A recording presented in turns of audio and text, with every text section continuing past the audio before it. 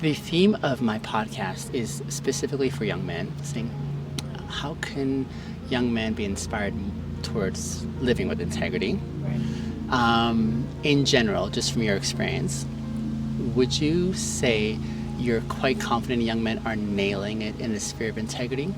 Or do you feel young men have a ways to go and they're probably struggling a wee bit? We were talking along a similar line about this. You got it, a good day. Oh, that's amazing. Because one thing I've noticed being over here is people are a lot more likely to speak to strangers. I feel like people make eye contact. They have conversations just with random people on the streets. Yeah. A lot friendlier and probably more open. But I feel like we were talking because I knew going out and things.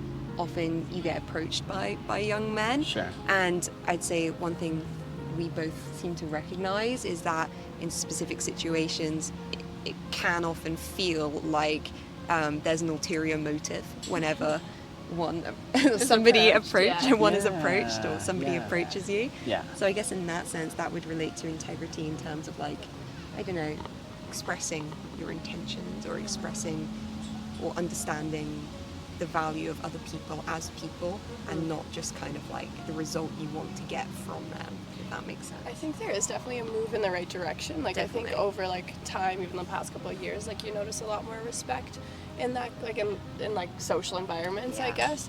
Yeah. I think it's also just a lot of it isn't necessarily, you can't really blame the young men for it. It's No. just the society we've grown up in and all of the roles that are pushed onto people. So I think there's definitely a change happening, and I think there's a lot of progress being made, but there's still definitely moments in both genders that Absolutely. are probably could use a little bit more work on the integrity part. Yeah.